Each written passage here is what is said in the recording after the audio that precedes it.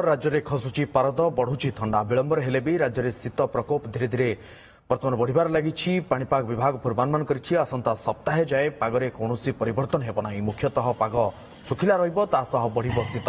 विशेषकर आभ्यंतरीण जिलागुड़िकरे 9 डिग्री जाए पारद रहिपारे। अधिकांश सहर में पारद 15 डिग्री सेल्सियस तलकू खसिबा संभावना रही। एथिसह आसंता 2 दिन पई राज्यर विभिन्न जिले में रहिबो कुहुड़ीर प्रभाव। आज पई झारसुगुड़ा, संबलपुर, बरगड़, गंजाम, कंधमाल, कलाहांडी, कोरापुट जिले में गोटे दुईटी स्थान में हालुकारु मध्यम धरणर कुहुड़ी संभावना पूर्वानुमान करछि पाणीपाग विभाग।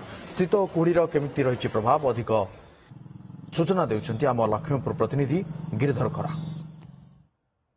सीधा सड़क आम कोरापुट जिलार नारायणपाटना अच्छु। एठार देखु सकाल सकाल घन कुहुड़ी सांग को हाल्का फुल्का शीतर मजा नौकरी स्थानीय अंचलवासी।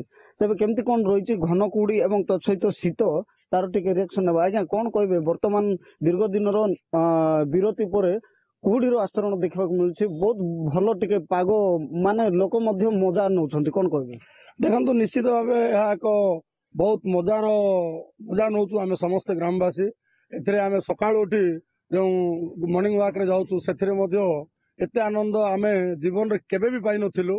आज भी हल्का माने पूरा शीत हल्का रे होची ता सहित कुहुड़ी भी पानी बरफ पड़ला पर जो लगुच आम आज निश्चित भाव मन कर काश्मीर सका 5:30 बेलू पूरा कुहुड़ी अंधार अंधार रोला।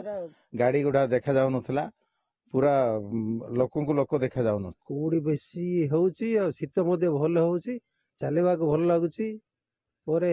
गाड़ी गुड़ाक जीवा आसबार लाइट लगे जाउछन्ती आसुछन्ती। हाल्का फुल्का शीत तो अनुभूत होउची तत्संग को ए जो कुहुड़ीर पाग टिके स्थानीय अंचलवासी मन रे खुशीर माने खुशी आनी देइछि एवं तत्सहित ए हाल्का फुल्का जो कुहुड़ी रही कुहुड़ी को लेकिन मजा कर लोके। कोरापुट जिलार नारायणपाटना गिरिधर खरा, ओटीवी।